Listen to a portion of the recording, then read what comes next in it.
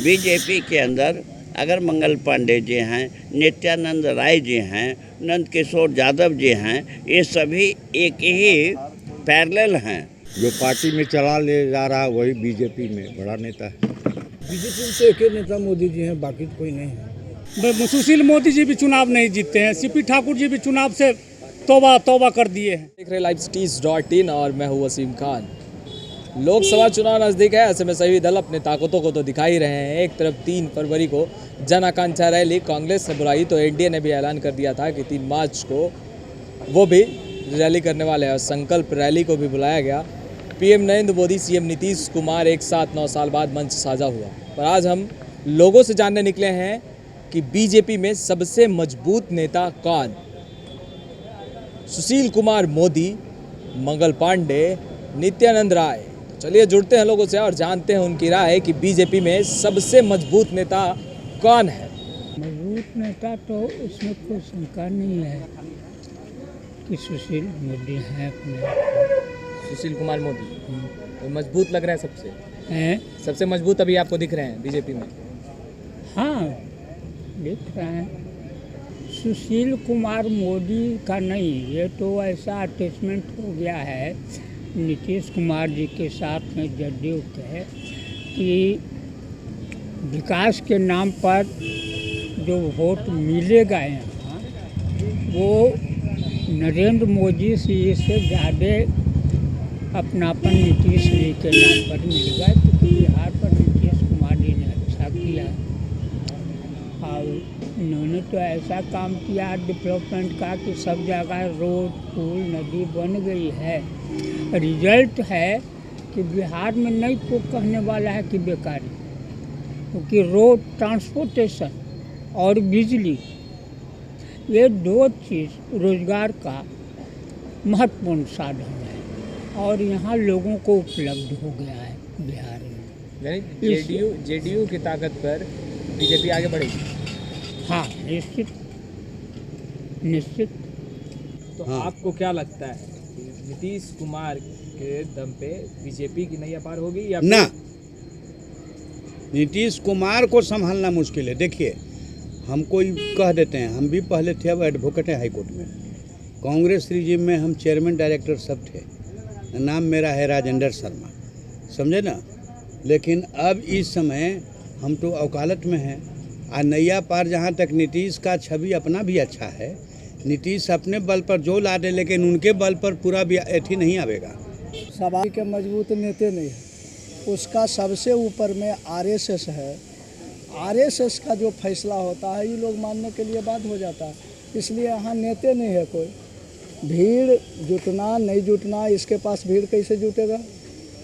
ये मनु के विधान को मानने वाला लोग है और भीड़ जुटाने के लिए सबसे ज़्यादा संख्या यहाँ बिहार में जगदेव बाबू कहे थे कि 100 में 90 शोषित है, 90 भाग हमारा है। और जिसकी जितनी संख्या भारी उसकी उतनी हिस्सेदारी। तो मनु के विधान में ऐसा लिखा हुआ नहीं। मनु के विधान में है कि 10 के शासन 90 पर चलेगा, लेकिन हमारे जगदेव बाबू कहे कि 10 के शासन 90 पर नहीं चलेगा। तो भीड़ तो ज़्यादा जगदेव बाबू के समर्थक का है, अंबेडकर के संविधान के मानने वाला लोग का है। तो ये मनुवादी का जो ये रैली था, तो उसमें यहाँ बीजेपी का नेता के कहाँ सवाल उठता है? आरएसएस पर ये जाएगा कि आरएसएस का यहाँ एजेंडा लागू है। चाहे आप बीजेपी में किसको नेता मान रहे हैं? कहाँ कोई नेता है? उसको जिसको वो कहेगा वो यहाँ है, जो कि उसको मान्य हो जाएगा। इसलिए यहाँ नेता नहीं है, यहाँ जो कुछ है वो आरएसएस है, भाजपा में नेता नहीं है। बीजेपी में तो एक ही नेता मोदी जी हैं, बाकी तो कोई नहीं है। सुशील कुमार मोदी? हाँ, कोई मोदी, एगो जूनियर है, वो सीनियर है, बाकी तो कोई नहीं है। और कोई नहीं आपको? नहीं, हम लोग नहीं। सुशील कुमार मोदी के ही बदौलत मतलब नैया पार होगी बीजेपी की लोकसभा चुनाव में? डूब भी सकती है, पार भी हो सकती है, तो दोनों संभावना है। सुशील कुमार मोदी क्या लगता है लोकसभा चुनाव में नैया पार लगा देंगे बीजेपी को बिहार में? बिहार के लोकसभा का चुनाव बड़े मोदी, नरेंद्र मोदी के नाम पर चुनाव हो रहा है। यहाँ सुशील कुमार मोदी का कोई स्थिति नहीं है। लेकिन बिहार का जब परिप्रेक्ष्य आएगा कि एक स्टेट का चुनाव, तो मोदी जी सबसे मजबूत लीडर हैं। आप बोल रहे हैं मजबूत हैं, बिहार में सबसे मजबूत नेता हैं बीजेपी के। बीजेपी तो क्या लोकसभा चुनाव पे कुछ प्रभाव पड़ेगा वो बीजेपी को लीड करेंगे तो? बिल्कुल हाँ, अगर मोदी जी को माइनस कर दिया जाए तो बिहार में बीजेपी आधा पर हो जाएगी। आगे पे हो जाएगा। भाजपा की बात है, हम कांग्रेस जन हैं, और मजबूत का जहाँ तक सवाल है, कोई ऐसा नज़र कोई फिगर तो नहीं आ रहा। सब 18-19 हैं,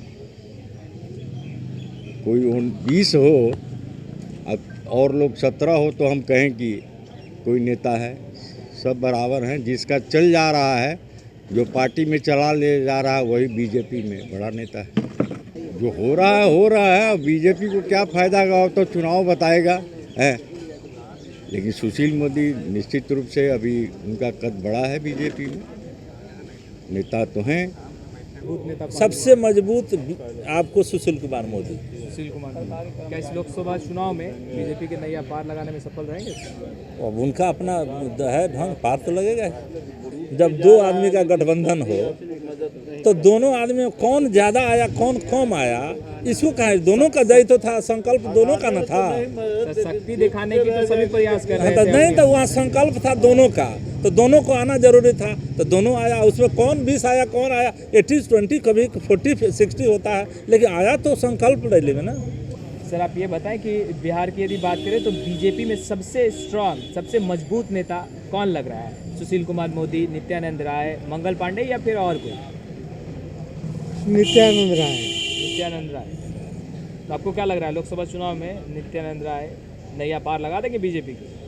ना, वो तो बुरा हाल होने वाला है भाजपा का। तो क्या लगता है जेडीयू के सहारे बीजेपी आगे बढ़ेगी लोकसभा? ना, दोनों का सत्यानाश होने वाला है।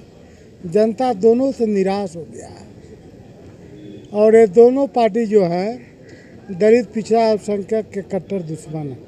देखिए, हमारे बिहार के अंदर मजबूत नेता के अगर देखें तो कहीं पर कोई एक खास नेता मजबूत नहीं दिख रहे हैं। बीजेपी की बात। हाँ, बीजेपी के मैं कह रहा हूँ। बीजेपी के अंदर अगर मंगल पांडे जी हैं, नित्यानंद राय जी हैं, नंद किशोर यादव जी हैं, ये सभी एक ही पैरेलल हैं।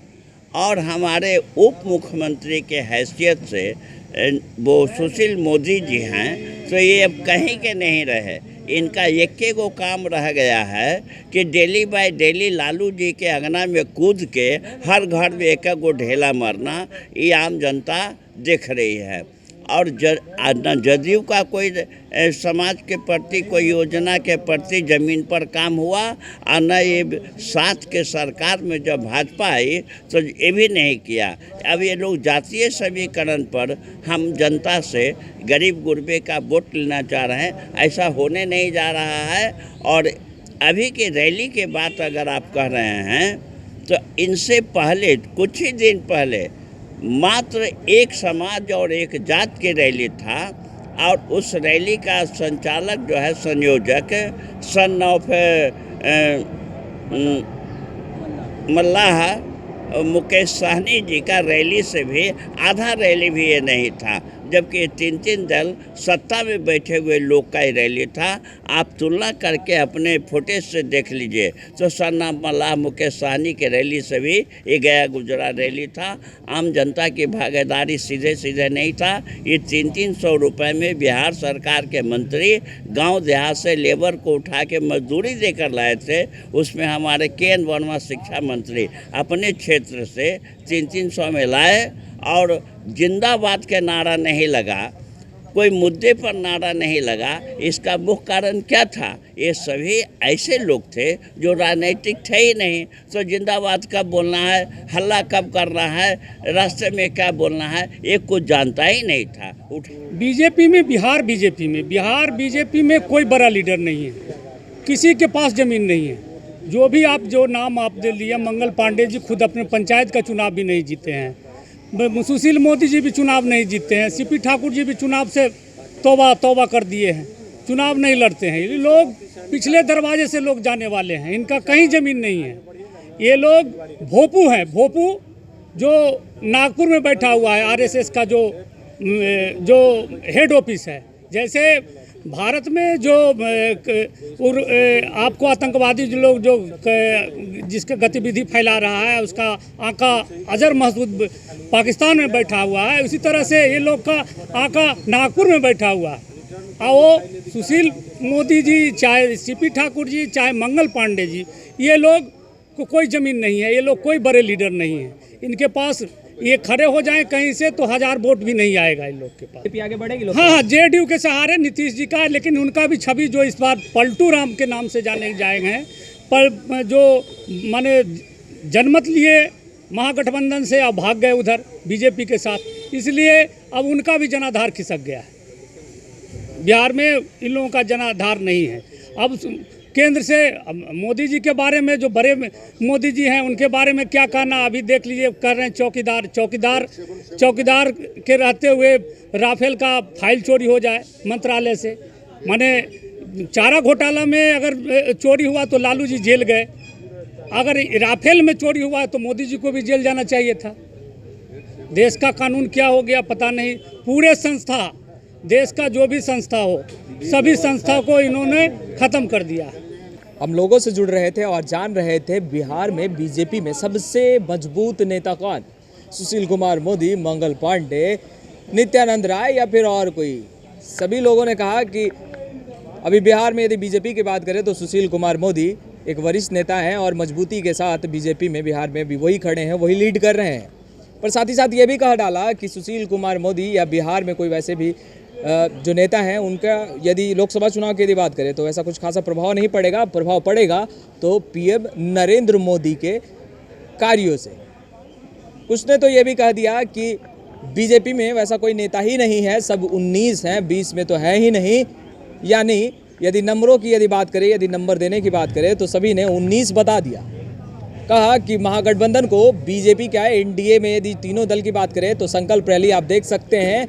एक बड़ा आरोप भी लगाया, कहा कि 300 रुपये में उठा के मजदूरों को लाया गया था। उन्हें तो ये भी नहीं पता था कि नारा कब लगाना है, जश्न कब मनाना है।